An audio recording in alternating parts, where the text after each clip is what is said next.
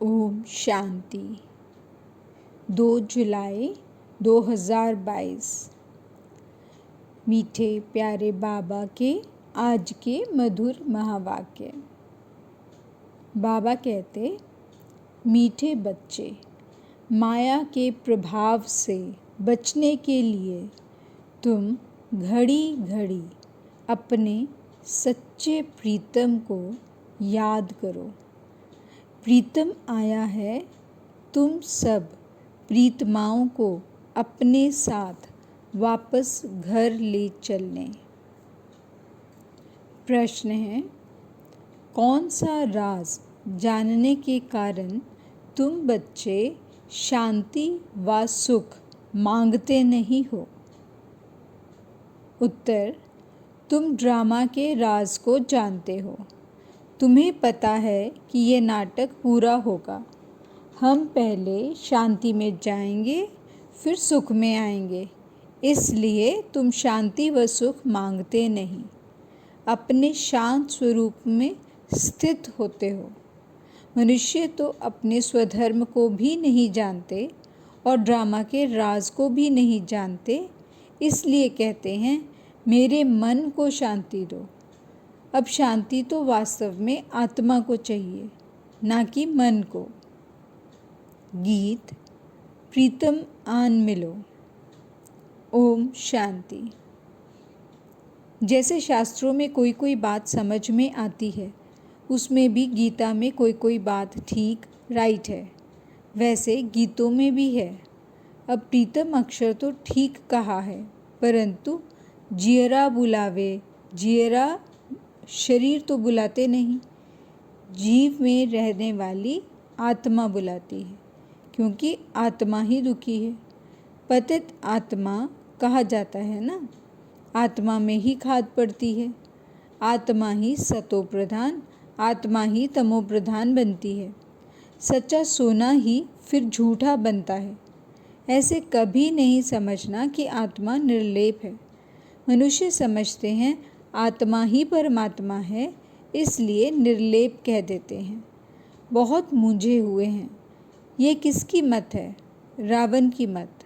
ईश्वर अर्थ जो कुछ भी करते हैं, भक्ति आदि सब ईश्वर से मिलने अर्थ करते हैं। सबकी चाहना ही यह रहती है कि ईश्वर से कैसे मिलें। इनके लिए ही यज्ञ, तप, दान, पुण्य आदि करते हैं। फिर भी ईश्वर तो मिलता नहीं है। अगर ईश्वर मिलता तो तीर्थों पर नहीं जाते। समझो किसको मूर्ति का साक्षात्कार हो जाता है, परंतु वह भी ईश्वर तो नहीं मिला ना। ईश्वर को सब पुकारते हैं, हे पतित पावन, हे प्रीतम आओ, क्योंकि आत्मा को दुख होता है। शरीर को चोट लगती है तो आत्मा को दुख फील होता है। आत्मा शरीर से निकल जाती है, फिर शरीर को कुछ भी करो तो आत्मा को कुछ लगता होगा? आत्मा और शरीर कंबाइंड हैं तो आत्मा को फील होता है। तुम बच्चे जानते हो, सतयुग में कोई दुख नहीं होता, क्योंकि वहाँ तो माया का राज्य ही नहीं होता। तुम पुरुषार्थ करते हो स्वर्ग में चलने का, जहाँ माया नहीं। यह माया का राज्य पूरा होने वाला है। मनुष्य तो बेचारे कुछ भी नहीं जानते। कहते हैं मन को शांति नहीं। यह नहीं कहते कि आत्मा को शांति नहीं है। मन के लिए ही कह देते हैं। आत्मा में ही मन बुद्धि है। आत्मा कहती है हमको शांति चाहिए। ऐसे नहीं कि मन को शांति चाहिए, आत्मा शांति चाहती है। यह भी समझते हैं हम आत्मा परम धाम से आती हैं। इस शरीर में आत्मा को ऑर्गन्स मिलते हैं। आत्मा कहती है प्रीतम आन मिलो, जियरा दुखी है। अब जीव और मन में कितना फर्क है? मन और बुद्धि आत्मा की शक्तियाँ हैं और ये शरीर ऑर्गन्स हैं। इन बातों को और कोई नहीं जानते। वास्तव में आत्मा का नाम लेना चाहिए। शांति आत्मा को चाहिए। अब आत्मा ऑर्गन्स द्वारा विकर्मों पर जीत पा रही है, ऐसे नहीं कि मन पर जीत पा रही है। नहीं, माया पर जीत पाते हैं परम पिता परमात्मा की श्रीमत से। बाकी मन को शांति चाहिए ये कहना भी रॉन्ग है। ऐसे नहीं कि मन को सुख चाहिए। आत्मा शांति मांगती है क्योंकि उनको अपना शांति धाम याद आता है। अभी तुम बच्चे आत्मा और परमात्मा के भेद को जान गए हो। बाप कहते हैं, हे प्रीतमाएँ, अपने प्रीतम को घड़ी घड़ी याद करते रहो। प्रीतम भी जानते हैं कि इन पर माया का बहुत वार है। घड़ी घड़ी माया भुलाकर देह अभिमान में ले आती है। आत्मा को पहचान मिलती है, हम शांत स्वरूप हैं। आत्मा का स्वधर्म ही है शांति। स्वधर्म को भूल आत्मा दुखी होकर पुकारती है, हमको शांति चाहिए, मुक्ति चाहिए। शांति के बाद फिर है सुख। सन्यासी तो ड्रामा के राज को जानते नहीं, शांति देश को भी नहीं जानते। तुमको पक्का पक्का निश्चय है, हम आत्मा परम धाम की रहने वाली हैं। हमने 84 जन्मों का पाठ बजाया है, अब पाठ पूरा हुआ है। यह आत्मा कहती है, प्रीतम हमको मिला है। भक्ति मार्ग में सब प्रीतम को याद करते हैं। सच्चा प्रीतम एक है, एक का ही नाम लेते हैं। तुम सब समझते हो हमको प्रीतम मिला हुआ है। अभी इस साधारण तन में बैठे हैं, इनका नाम ब्रह्मा है। तुम ब्रह्मा कुमार कुमारियाँ हो। सबको यह समझाओ, ब्रह्मा कुमार कुमारियों के आगे प्रजापिता अक्षर ना आने से यह मूंज हो जाती है। प्रजापिता अक्षर ना होने से मनुष्य समझ नहीं सकते। प्रजापिता को तो सब जानते हैं, ब्रह्मा को फिर सूक्ष्म वतनवासी समझ लेते हैं। तुम प्रजापिता ब्रह्मा कहेंगे तो समझेंगे प्रजापिता ब्रह्मा कुमार कुमारियाँ बरोबर हैं। इसलिए पूछा जाता है, प्रजापिता से क्या संबंध है? पिता अक्षर तो पहले है ही। शिव को परमपिता परमात्मा कहते हैं। अब तुम जान गए हो, एक है पारलौकिक पिता, दूसरा है प्रजापिता ब्रह्मा। लौकिक बाप को तो जानते ही हैं। तुमने 3 पिताओं को अब समझा है और कोई दुनिया में नहीं जानते। सतयुग में भी पारलौकिक बाप को नहीं जानते, वहाँ उनको एक पिता होता है। अब इस संगम पर तुम्हारे 3 पिताएं हैं। तीनों ही पिताएं संगम पर ही हो सकते हैं, फिर कभी हो ना सके। एक हैं ऊंच से ऊंच बाप, जिससे वर्षा मिलता है। दूसरा बच्चा ब्रह्मा, जिससे बच्चों को अडॉप्ट करता हूँ। ब्रह्मा मुख वंशावली गाए हुए हैं। वह ब्राह्मण लोग सिर्फ कहते हैं हम ब्रह्मा की औलाद हैं, परंतु ऐसे नहीं समझते कि हम ब्रह्मा की मुख वंशावली हैं। वह तो हैं ही कुख वंशावली। मुख वंशावली सिर्फ इस समय ही होते हैं। शिव के लिए मुख वंशावली नहीं कहेंगे, उनको सब फादर मानते हैं। 3 पिताएं हैं, शिव बाबा की और प्रजापिता ब्रह्मा की सब संतान हैं। लौकिक में तो हैं ही, तो यह पक्का याद करना चाहिए। फिर समझाया जाता है, परम पिता शिव बाबा का कोई बाप टीचर नहीं है। यह भी उस बाप को याद करते हैं। वही परम पिता भी है, परम शिक्षक भी है। रोज़ शिक्षा दे रहे हैं भिन्न भिन्न प्रकार की। तुम जानते हो कि प्रीतम हम प्रीतमाओं को बैठ समझाते हैं। वही पतित पावन है, हमको ले जाने लिए आए हैं, दुख से छुड़ाते हैं। तुम जानते हो, अब यह दुख की नगरी बदली होकर सुख की होगी। रावण राज्य खत्म होना है। आखिरी मौत तो आएगा ज़रूर। रावण का बुत भी यहाँ ही बनाते हैं, राम राज्य और रावण राज्य। बाप आकर समझाते हैं, इस रावण ने ही तुम भारतवासियों का राज्य छीना है। हार और जीत तुम भारतवासियों की ही होती है। रावण के आने से तुम वाम मार्ग में चले जाते हो। रजो तमो होते होते तमो प्रधान हो जाते हो। रावण को तुम यहाँ जलाते हो।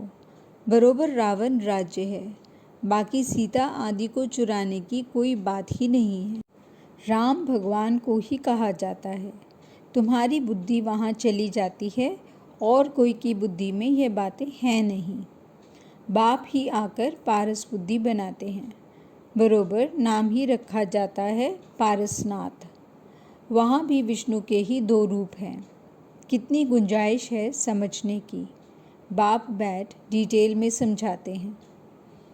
तुम गीत का एक अक्षर सुनने से ही जाग जाएंगे। कोई कोई गीत अच्छे हैं। तुम अब यात्रा पर जा रहे हो, जानते हो रूहानी यात्रा हम ही करते हैं। बरोबर हम सब आत्माओं का पंडा एक ही है। अब तुमको दुख से लिबरेट कर ले जाते हैं। सभी का गाइड वह एक ही है। सबको वापस मुक्ति धाम में ले जाने खुद आते हैं, जबकि इनको सबकी सद्गति करने आना ही है। तो ज़रूर किस रूप में आएंगे ना। घर बैठे इनको आना है। बरोबर शिवरात्रि गाई जाती है। कोई से भी पूछो कि शिव तो निराकार है, फिर उनकी रात्रि कैसे होती है। जिनका नाम और रूप नहीं, फिर उनकी रात्रि कैसे होती है। लिंग भी दिखाते हैं। उनका नाम भी है, रूप भी है, देश भी है, समय भी है। उनकी महिमा भी गाते हैं। सुख का सागर तो ज़रूर सुख देंगे ना। अभी सब पतित हैं। जो गुणवान हैं उन्हों के आगे जाकर गाते हैं, हमारे में कोई गुण नहीं, हम काले हैं। ये काली दुनिया है ना। काले बैंगन में कोई गुण नहीं। काले अर्थात सांवरे, पतित आदमियों में कोई गुण नहीं है। गुण तो जो गोरे पावन हैं उनमें ही होंगे। तुम एक बाप से सुनते हो और कोई बात सुनते नहीं हो।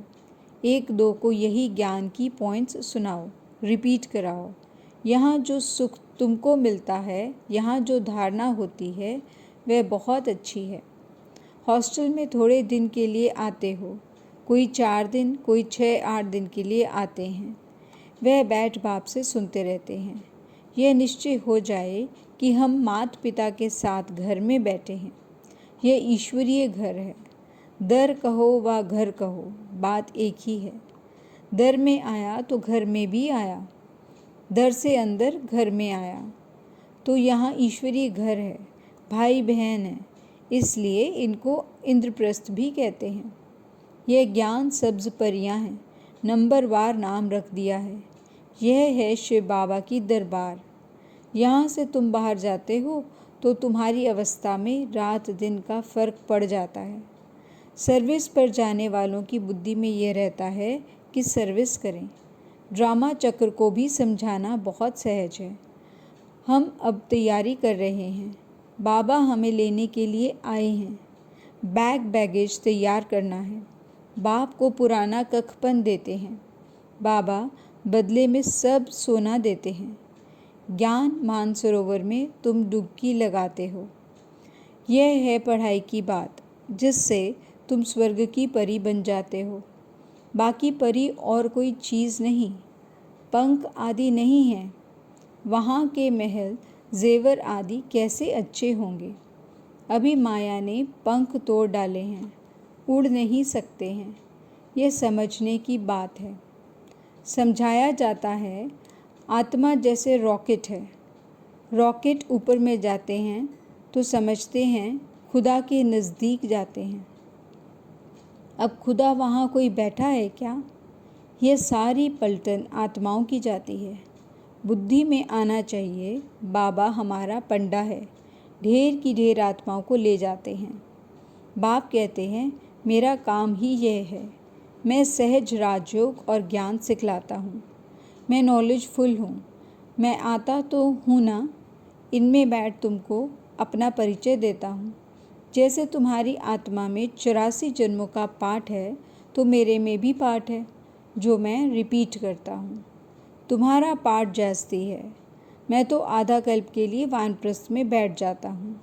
तुम्हारा ऑल राउंड पाठ है। कहते हैं भगवान को प्रेरणा आई सृष्टि रचने की, समझते नहीं हैं। बाप कहते हैं मेरा पाठ आता है तो मैं इस साधारण तन में आकर तुमको राजयोग सिखलाता हूँ। मैं गर्भ में तो आऊँगा नहीं, ज़रूर मनुष्य तन में ही आकर राजयोग सिखलाऊँगा या कचमच में आऊँगा। मैं पतित को पावन कैसे बनाता हूँ यह भी तुम जानते हो। शिक्षा बैठ देता हूँ। परमपिता परमात्मा आकर सहज राजयोग और ज्ञान सिखलाकर विश्व का मालिक बनाते हैं। इनको जादूगर भी कहते हैं क्योंकि नर्क को स्वर्ग बना देते हैं। तुमको सारा राज अच्छी रीति समझाते रहते हैं।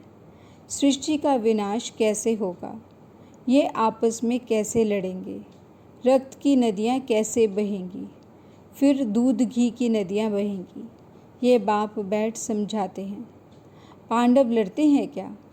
बाप कहते हैं, देह अभिमान छोड़ मामेकम याद करो तो अंत मते सो गति हो जाएगी। तत्व योगी समझते हैं हम ब्रह्म में लीन हो जाएंगे, परंतु ब्रह्म में लीन अथवा ज्योति में कोई समाते नहीं हैं। बाप कहते हैं मन मनाभव। सिर पर बोझा बहुत है, याद से ही विकर्म विनाश होंगे, नहीं तो धर्मराज द्वारा बहुत सजाएं खानी पड़ेंगी। हमको तो बस शिव बाबा की याद में जाना चाहिए।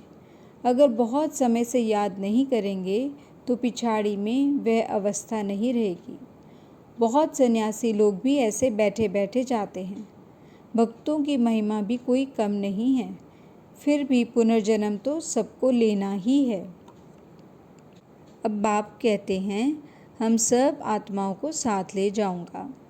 रात दिन यही चिंता रहे कि कैसे बाप का परिचय दें। अच्छा, मीठे मीठे सिकिलदे बच्चों प्रति माता पिता बाप दादा का याद प्यार और गुड मॉर्निंग।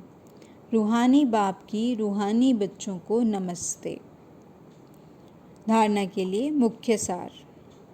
पहला पॉइंट, एक बाप से ही सुनना है और कोई से कोई बात नहीं सुननी है। ज्ञान ही मुख से रिपीट करना और कराना है। दूसरा पॉइंट, बाप के साथ वापस जाना है, इसलिए पुराना कखपन दे बैगेज ट्रांसफ़र कर देना है।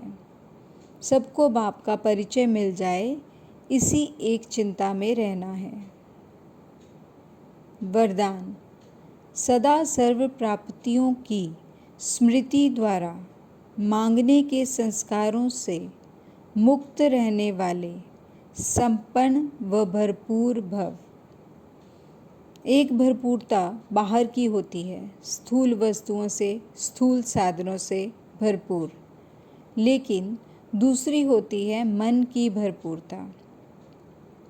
जो मन से भरपूर रहता है उसके पास स्थूल वस्तु या साधन नहीं भी हो, फिर भी मन भरपूर होने के कारण वे कभी अपने में कमी महसूस नहीं करेंगे। वे सदा यही गीत गाते रहेंगे कि सब कुछ पा लिया। उनमें मांगने के संस्कार अंश मात्र भी नहीं होंगे। स्लोगन, पवित्रता ऐसी अग्नि है जिसमें सभी बुराइयां जलकर भस्म हो जाती हैं। अच्छा, ओम शांति।